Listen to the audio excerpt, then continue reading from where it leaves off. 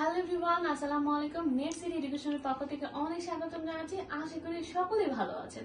আজকে আমি আপনাদের সবার সাথে কথা বলবো ফ্রান্স বিষয় নিয়ে। ফ্রান্স কিন্তু এমন একটি কান্ট্রি, আমাদের অনেক ড্রিম, বাংলাদেশি স্টুডেন্টের অনেক বড় একটা ড্রিম যে ফ্রান্সে পড়াশোনা করতে যাবে উইথ স্কলারশিপ। সেটি কিভাবে সম্ভব সেটি অবশ্যই আমি আপনাদেরকে ডিটেলসে জানাচ্ছি কিভাবে সম্ভব বা কি কি প্রসেসিং আছে। প্রথমে আমি বলবো আপনাদেরকে আমাদের এখান থেকে কিন্তু আপনারা অ্যাপ্লিকেশন প্রসেস থেকে শুরু করে ভিসা প্রসেসিং পর্যন্ত অবশ্যই হেল্প পাবেন। আমরা গাইডলাইন করে থেকে A to Z আপনারা সাহায্য অবশ্যই পাচ্ছেন।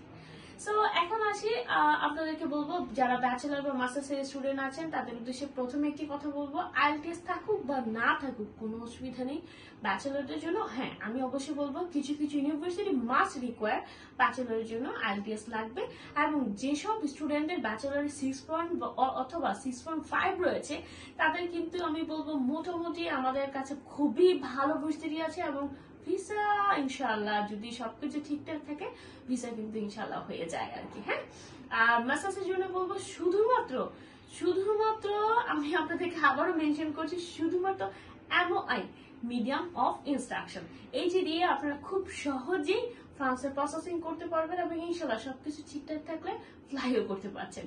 সো মানে বিষয়টা কেমন না যে ব্যাচেলারের জন্য আইএলটিএস এন্ড মাস্টার্সের জন্য উইদাউট আইএলটিএস খুবই কিন্তু চমৎকার অপরচুনিটি আমি মনে করি।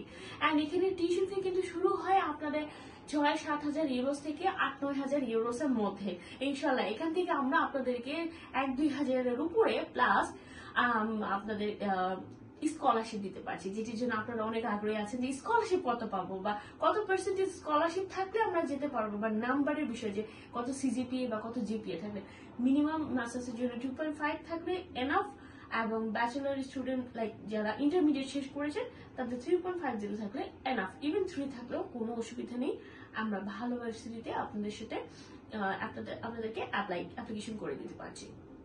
অ্যান্ড আমি বলবো আমরা কিন্তু ফ্রি অ্যাসেসমেন্ট করে থাকি ইউনিভার্সিটি সম্পর্কে। আপনাদের যদি কোনো পছন্দের ইউনিভার্সিটি এরিয়া থেকে থাকে সেক্ষেত্রে সেটিও জানাতে পারেন, সেক্ষেত্রেও আমরা কিন্তু আপনাদেরকে হেল্প করবো।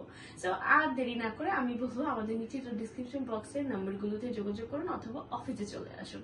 ধন্যবাদ সবাইকে।